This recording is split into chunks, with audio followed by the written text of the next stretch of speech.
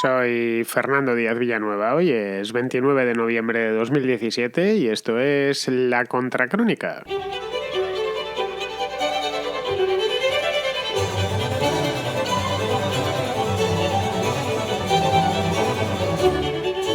La Comisión de Industria y Energía del Parlamento Europeo aprobó ayer un informe sobre la nueva directiva energética en el que se amplía el objetivo de generación renovable del 27% al 35%, el objetivo para el año 2030 concretamente, es decir, para dentro de muy poco tiempo, de solo 12 años.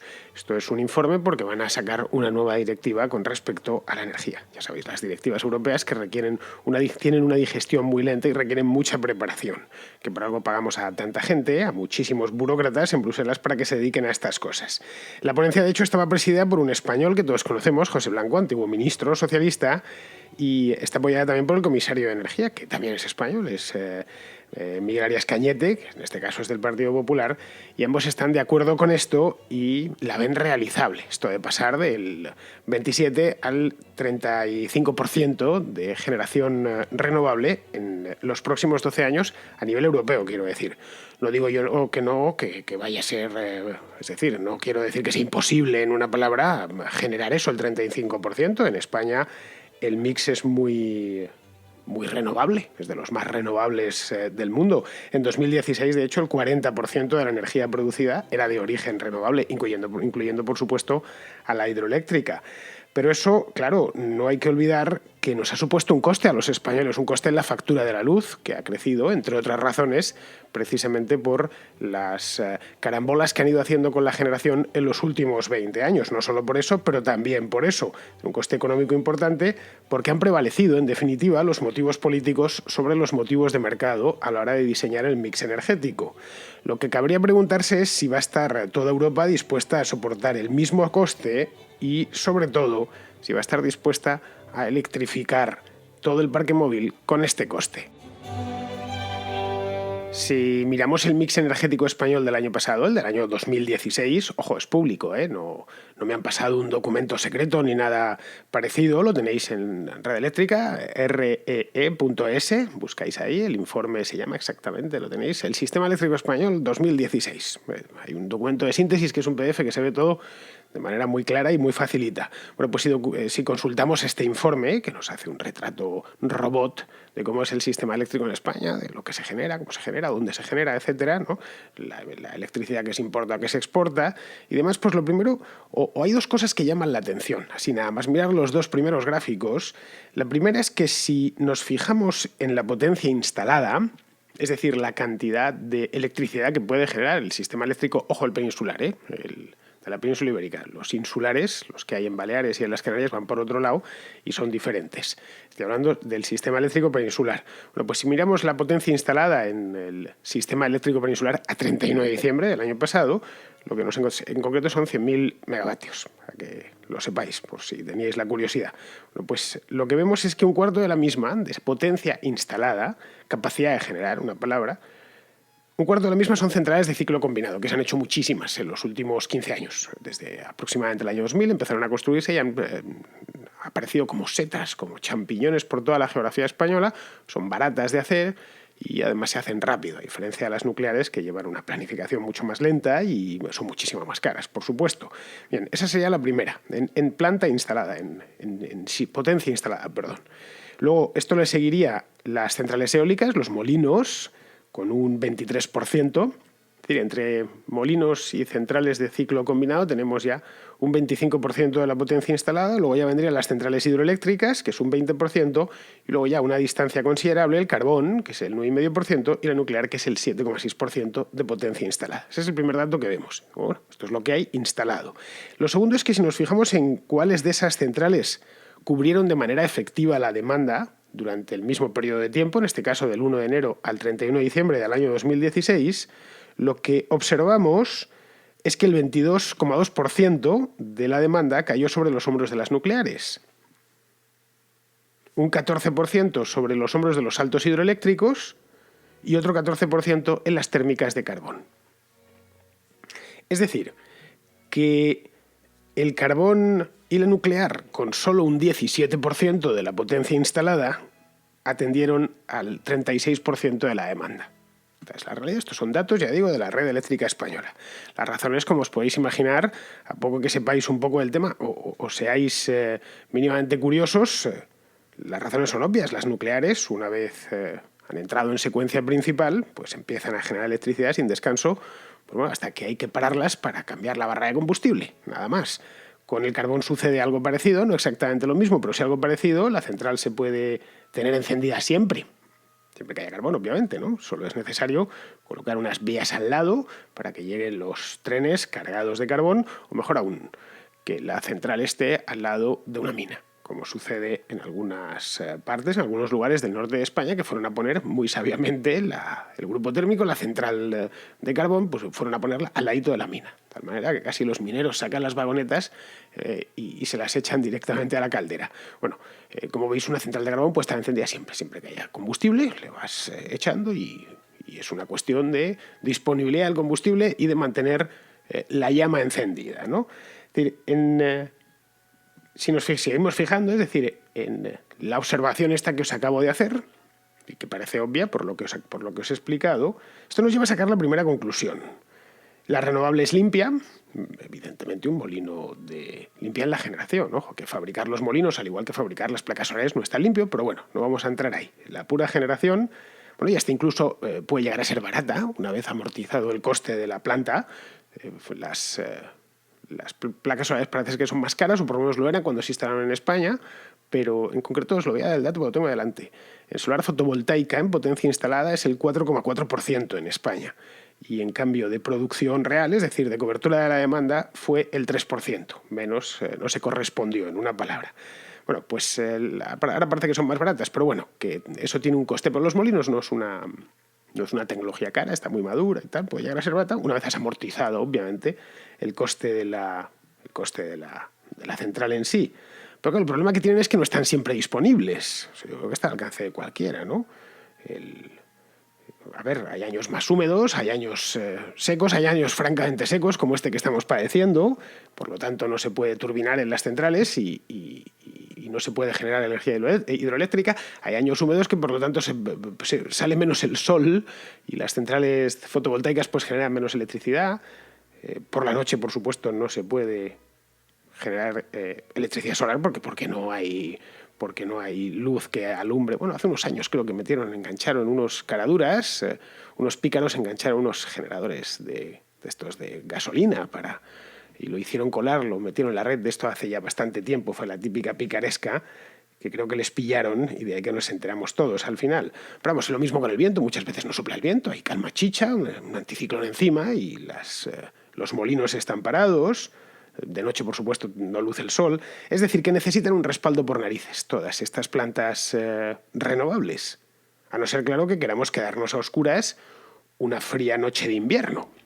Creo que no es la voluntad de ninguno de nosotros, como la de hoy mismamente. Que no es de invierno, es de otoño, pero vamos, aquí en Madrid hace una noche de perros, genuinamente de perros. La nuclear y las fósiles, es decir, la térmica, en definitiva, lo que dan es seguridad y escalabilidad. Se puede generar más. La nuclear no tanto, pero sí la térmica. Se puede, entre comillas, apretar el acelerador, ¿no? Y poner a generar más. Caray, por eso las necesitamos, por eso son necesarias. Al menos por ahora. Pero claro, el mundo y la época que nos ha tocado vivir es esta, no dentro de 300 años.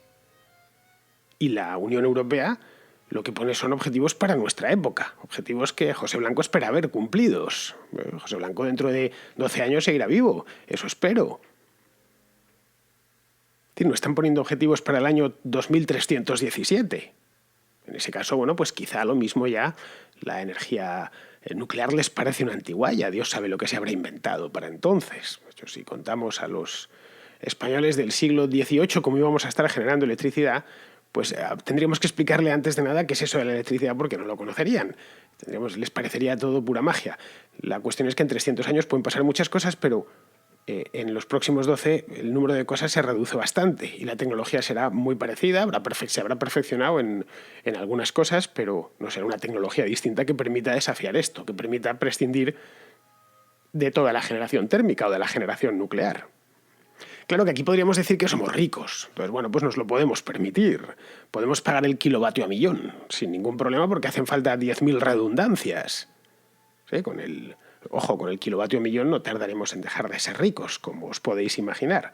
Claro que, ¿qué pasaría si en otras zonas del mundo, no lo sé, como la propia África, si no se les permite no sé, dotarse de fuentes de energía baratas, disponibles y escalables? Es decir, de fuentes de energía como pueden ser las centrales térmicas.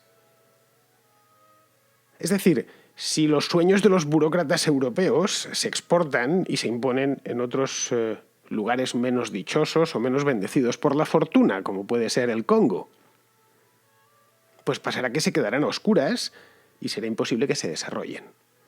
Y el subdesarrollo todos perfectamente sabemos lo que trae de la mano.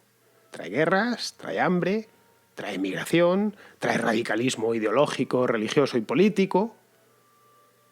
No sé, Europa y Estados Unidos se dotaron en su momento de una energía barata y abundante, básicamente el carbón, hace siglo y pico, para desarrollarse. ¿Por qué impedírselo ahora a los guineanos o a los salvadoreños? No sé, yo personalmente creo que eso es inhumano y además es inmoral. Aquí, sin embargo, el sueño renovable va más lejos todavía.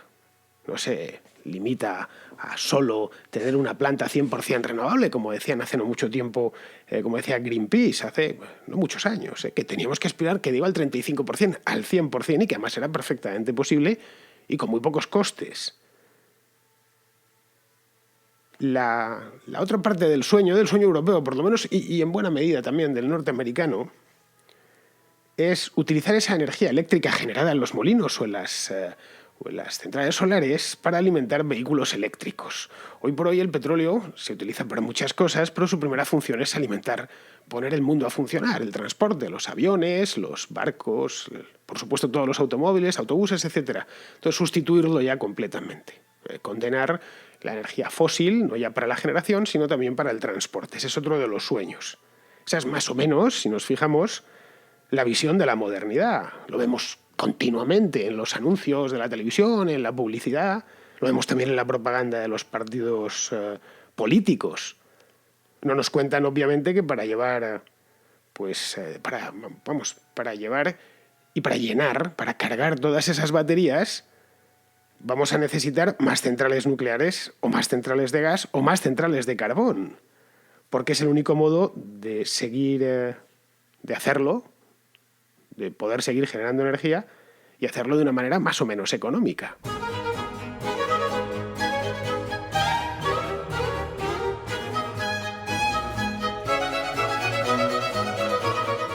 Podría darse el caso, y parece ser que en ello están, las principales compañías automovilísticas del mundo, pues que Renault o que Volkswagen, o General Motors en general, Fiat, todas las grandes compañías que fabrican coches en el mundo están ahora mismo con el tema del coche eléctrico. Esto no hace falta que nos lo cuente el periódico, lo vemos por la calle, cada vez se ven más.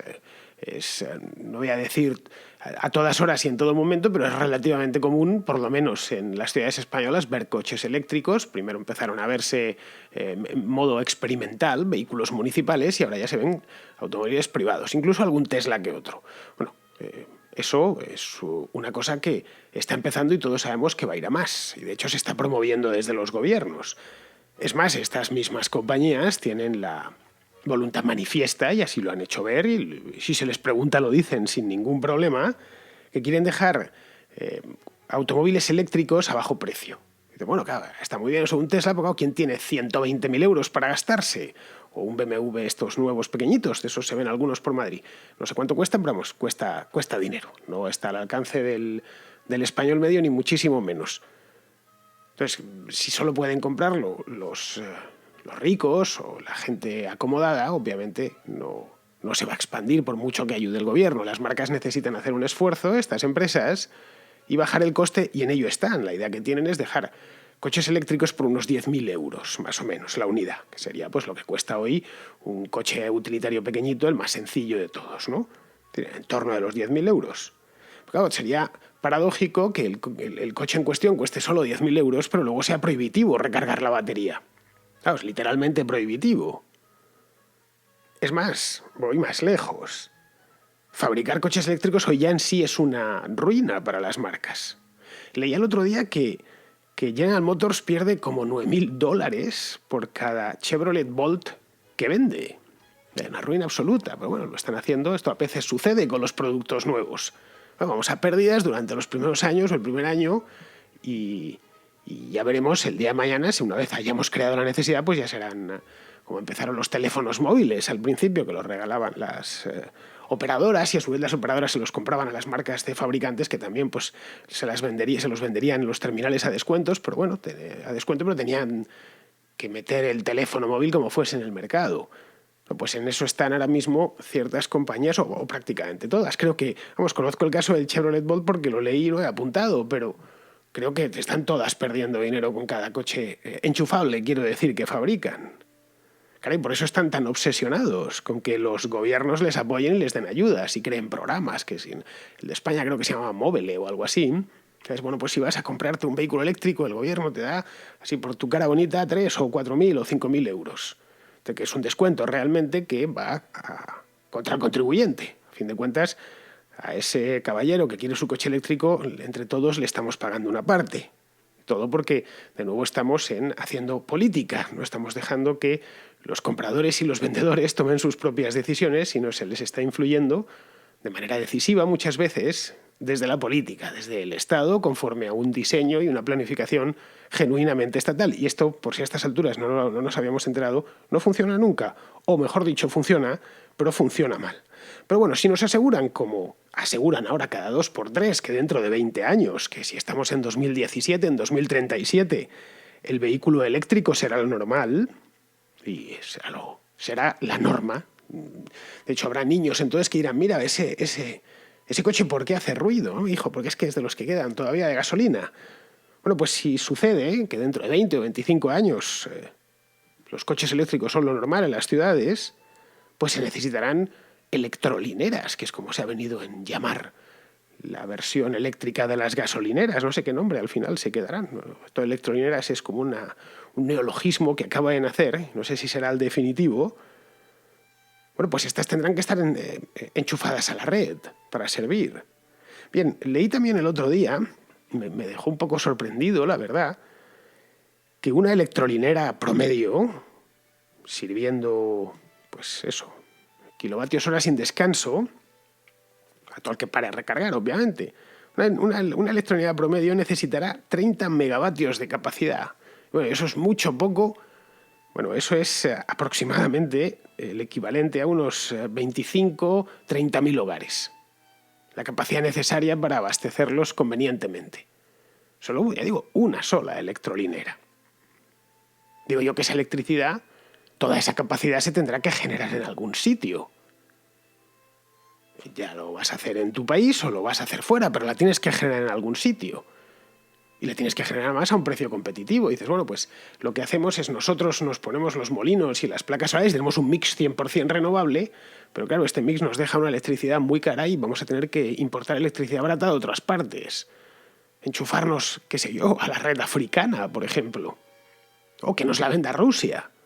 Que ellos sí, por supuesto, queman carbón, gas y lo que haga falta con tal de, porque no hacen este tipo de tonterías, con tal de disponer de una energía asequible y abundante.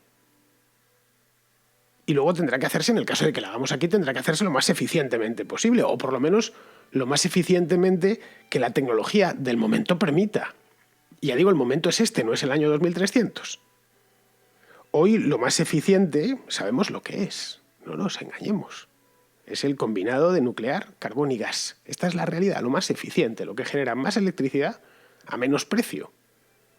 Y bueno, pero tiene externalidades, por supuesto que las tiene. También tiene externalidades fabricar placas solares, ¿eh? No pensemos que los que intentan hacer ver, especialmente en la publicidad, una placa solar como si fuera la hoja de un árbol, no es la hoja de un árbol. Lleva un proceso y una fabricación que es tremendamente costosa en emisiones. Bueno, pues así tendremos que encontrarnos en algún momento ante una disyuntiva. Tendremos que elegir o el paraíso renovable, el paraíso del mix 100% renovable, o los vehículos eléctricos. Es decir, ambas cosas no van a poder ser. Yo lamento decírselo a los que están tan ilusionados, a los que realmente le han comprado la especia, a políticos y demás, y piensan que van a cargar su vehículo solar en una electrolinera que a su vez está conectado a un molino eólico. No. Así que eso está muy bien, es muy bonito, es como esa publicidad que suele hacer Renfe, que saca sus trenes de alta velocidad que consumen un disparate, como es lógico, por poner un tren a 300 y pico kilómetros por hora. No se pone con 220 voltios de un enchufe, vamos. Lo que le ponen siempre en las fotografías, salen molinos por detrás, parques eólicos, que en España tenemos un montón, y queda bonito. El futuro es ir a alta velocidad y detrás esa electricidad está generada por esos molinos de atrás. No, no está generada por esos molinos de atrás. El tren de alta velocidad consume mucha energía y necesita que se produzca en distintas fuentes, que el mix sea equilibrado, obviamente, que también haya renovables, todas las que puedas pagarte en una palabra, y además le dan variedad al mix y eso es bueno. Pero vamos, no vive el ave no se alimenta de los molinos, como os podéis imaginar. Es decir, si elegimos lo primero, si elegimos el paraíso renovable al que quieren llevarnos de la mano José Blanco o Arias Cañete o cualquiera de los muchísimos burócratas que paran por Bruselas y por Estrasburgo, pues tenemos que asumir que la energía eléctrica será cara. Ya está. Simplemente, como lo hemos experimentado los españoles en los últimos 15 años, la factura de la luz no ha hecho más que crecer. Esa es la realidad.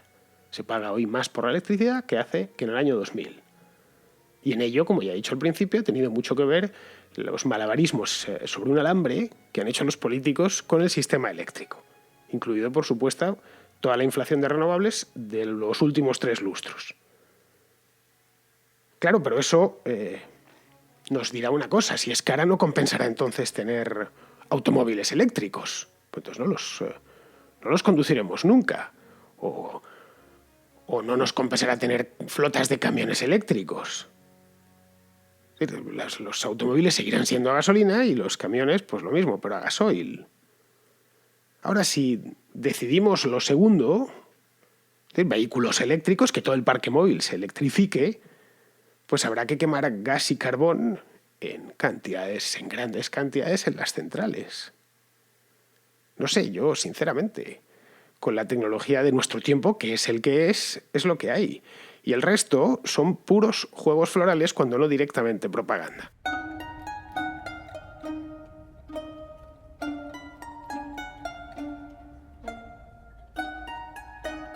Alejandro, que es un oyente español que vive en Miami, me hace una pregunta de estas así directas al costillar, ¿no? Como los boxeadores. Vamos a escucharla. Te quería hacer una pregunta que realmente divide bastante a la gente liberal. Es el tema de la pena de muerte.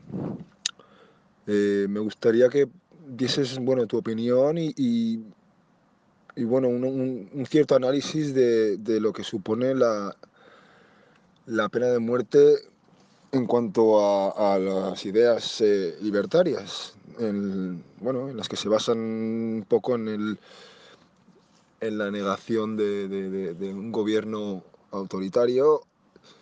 Y bueno, entra bastante en polémica, ya que la pena de muerte es la máxima pena que un Estado puede ejercer sobre un individuo. Bueno, Alejandro, esto de la pena de muerte creo que ya lo he hablado en alguna ocasión aquí en la Contracrónica, en programas anteriores, de hace tiempo, eso sí, en alguna contrarréplica de las primeras que hice a principios de este año, creo que ya me lo sacaron.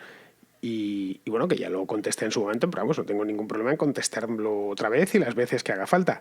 A ver, yo personalmente estoy en contra. Es una posición privada, después de haberlo pensado, obviamente. Yo no pienso en lo que me dicen que tengo que pensar. A mí esto es porque lo dicen los libertarios, como si lo dice la tía Tula. A mí me da igual. Yo trato de llegar a las conclusiones por mí mismo. No porque lo diga un autor, ni muchísimo menos porque lo diga un político.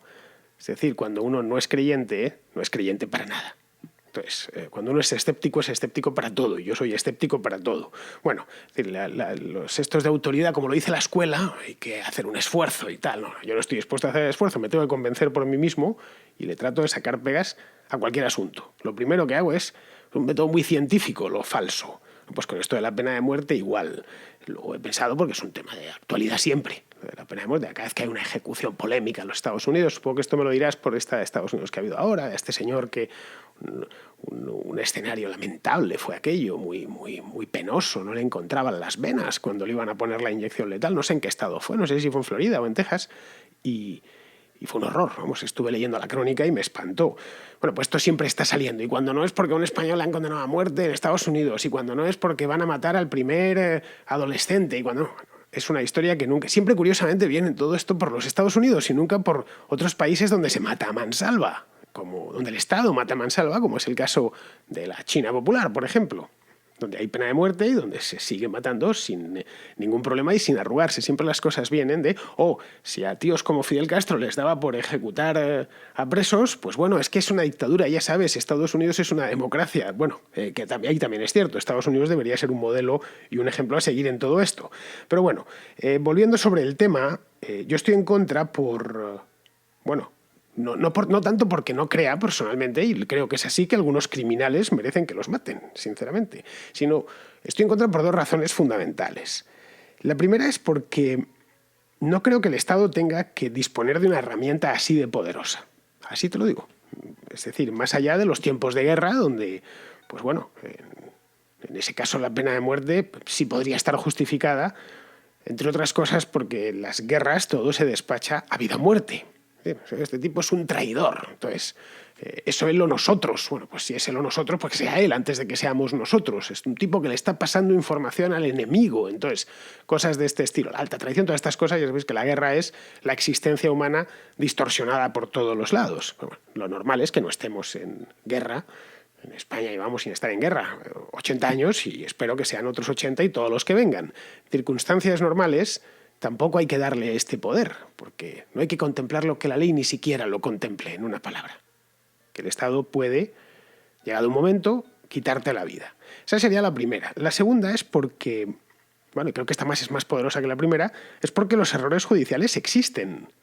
Los jueces no son infalibles, y además existirán siempre. La justicia la administran seres humanos, como tú y como yo, y como tal, pues a veces se equivocan. Involuntariamente, como es obvio, pero a veces se equivocan. Entonces, ante esa duda, no sé, la pena capital es la pena definitiva. Una vez ejecutada no hay vuelta atrás, ni reparación posible. No es que nos equivocamos y si te meten 20 años en la cárcel, haces todos los recursos que sea menester y al final se descubre, como se ha descubierto muchas veces, porque los errores judiciales están ahí, que eras inocente, bueno, pues el Estado te puede reparar, entrar, te puede soltar. Ya sé, te ha hecho mucho daño, te puede reparar económicamente, cosa que es lo que hace. Bueno, a este señor le tuvimos 6 años en prisión y resulta que no era el asesino y ahora nos va a demandar y nos va a demandar dinero, como es obvio. La medida de lo posible, al menos no le ha quitado de en medio, el resto de su vida la podrá vivir. Pero en este caso no hay. Va a ser una reparación, pero una reparación puramente simbólica. Eso no sirve para nada, porque nadie te saca del agujero. Entonces, aquí cabría otra pregunta. Llegados a este punto, habría otra pregunta, y es que es probablemente la que si estuviésemos hablando en tiempo real, me harías. ¿Qué hacer entonces con los autores de crímenes abominables? Es decir, cosas tipo, no sé, el terrorismo, los infanticidios y crímenes de este estilo. No sé, no tengo ni idea, no soy abogado, ni juez, ni nada por el estilo, ni legislador, pero soy un ciudadano informado y existen otras penas que me parecen más duras que la pena de muerte, sinceramente. Prisión perpetua, por ejemplo. Prisión perpetua con trabajo forzoso, por llevar ese ejemplo un poco más lejos. Es decir, que lo van a pagar, que un terrorista lo va a pagar. Pero lo va a pagar todo lo que le quede de vida, sea mucho o poco. Mira, la semana pasada hice una contrahistoria sobre los juicios de Nuremberg. No sé si la habéis escuchado, os invito a hacerlo, por si queréis pasar después de escuchar la contracrónica de hoy. Y sabéis que a unos cuantos líderes alemanes nazis de la Segunda Guerra Mundial los juzgaron, un juzgado internacional un tribunal internacional, y los condenaron a muerte en la horca. Bueno, yo no los hubiese condenado a muerte. Ni a Göring, ni de broma. No, Göring se suicidó él solo, pero ya estaba condenado. Yo a Göring le hubiese puesto a limpiar letrinas o a deslomarse en una cantera. la de Mauthausen, en la que, esa que tenía la cuesta de la muerte, ¿no? Que tenían que subir los presos cargando con piedras, ahí le hubiese puesto. Vamos, y lo mismo con Hans Frank, que fue un ser infame, o con Kaltenbrunner, con cualquiera de ellos. Pues lo mismo con un asesino que sea merecedor de la pena de muerte. Pues lo vas a reparar y además lo vas a pagar toda tu vida. En fin, esta más o menos es en breve lo que yo creo que ya hace unos meses contesté a otro oyente. Pero vamos, aquí se queda por si estáis ahí para que no me lo volváis a preguntar, y si no lo habéis escuchado pues me lo podéis volver a preguntar y os lo volveré a repetir. Muy bien, pues vamos a terminar y terminamos con, como todos los días, terminamos con Pizarro, que nos quiere hacer un comentario sobre el tema este de China y sus cuentas del gran capitán. La economía china es, de momento, un país, dos sistemas y ningún auditor. Sus dirigentes dicen que es un dragón. Y es cierto que las cuentas flamean y que el yuan lanza zarpazos. Pero el teatro chino es milenario y los dragones no existen. Lo mismo, el dragón es un disfraz repleto de chinos con el espinazo doblado. Más interesante que la evolución de la posición económica china en el mundo va a ser ver la evolución de los chinos ante esa posición. Una guerra civil les trajo el maoísmo. La miseria más inmisericorde les trajo el doble sistema. La prosperidad quizás les traiga la libertad. Un cordial saludo de Pizarro. Bueno, Alejandro, me ha encantado eso de un país, dos sistemas y ningún auditor, ¿eh? Es que es tal cual, si lo llego a saber, titulo el programa así. Un país, dos sistemas y ningún auditor. Tenía que haberte pedido consejo antes de hacer el programa para titularlo, es buenísimo. Muy bien, pues nada, queridos amigos, con estas me despido de vosotros. Hasta mañana.